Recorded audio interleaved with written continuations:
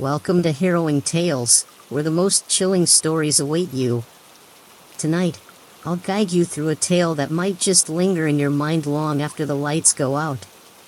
Before we begin, don't forget to like this video and subscribe to the channel. Share where you're watching from and the time. It's always darkest before dawn, isn't it? Now, get comfortable, relax, and let's step into the shadows together. The mirror at the end of the hall. There's a story in every town about a house you shouldn't enter.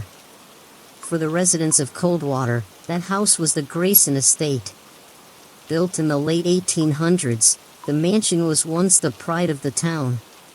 But after the Grayson family vanished without a trace one stormy night, the house fell into decay.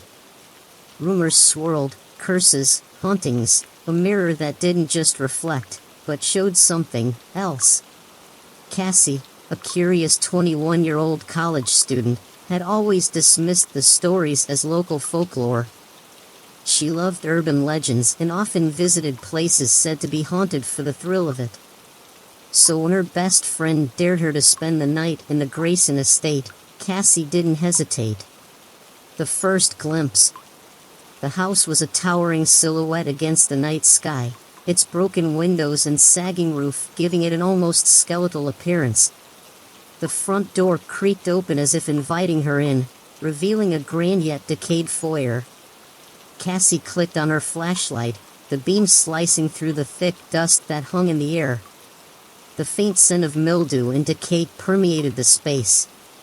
"Piece of cake," she muttered, stepping inside. The first few hours were uneventful. Cassie explored the house, documenting her experience on her phone.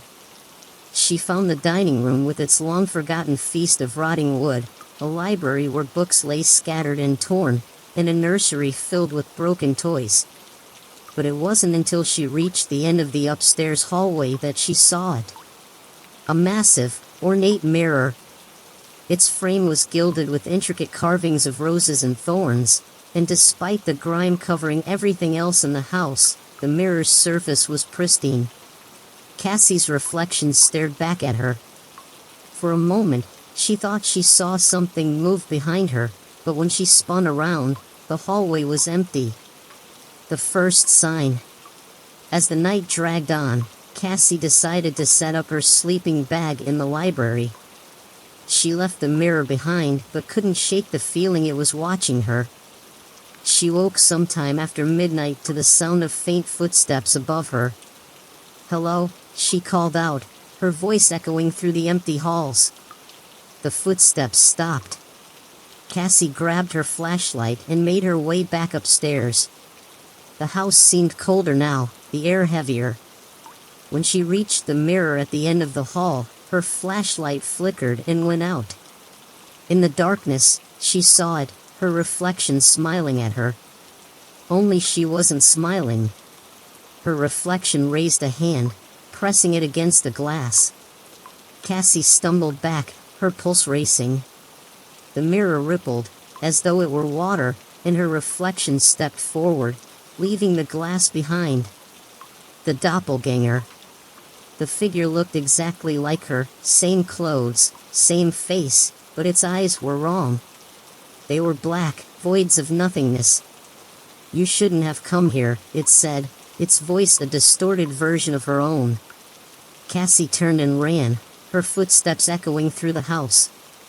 She could hear it following her, its breaths ragged and uneven. She made it to the foyer, but the front door wouldn't budge. She clawed at it, screaming for help, but the wood felt like stone under her fingers.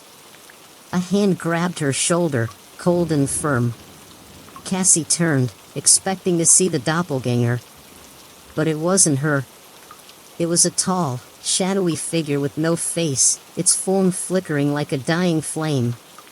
The escape. Somehow, Cassie broke free and bolted into the dining room. She knocked over chairs and tripped over debris, but she didn't stop until she found herself back in the library. The mirror was there, standing in the center of the room now. "Let me out," she whispered, tears streaming down her face. The surface of the mirror rippled, And for a brief moment, she saw herself, her real self, trapped inside, pounding on the glass. Before she could react, the doppelganger lunged at her, pushing her into the mirror. She fell through the surface, landing on cold, hard ground. When she opened her eyes, she was back in the hallway, staring at the mirror. Her reflection smiled at her. The aftermath. Cassie left the Grayson estate at dawn, but something wasn't right. Her friends noticed it immediately. She was quieter, her movements stiffer, her smile never quite reaching her eyes. A week later, she disappeared. The last footage on her phone showed her standing in front of the mirror, her reflection smiling as her real self screamed silently behind the glass. The Grayson estate remains abandoned. But if you visit, locals warn you to avoid the upstairs hallway. Because sometimes, late at night, people say they see a girl in the mirror. And if you get too close, you might see yourself trapped there too.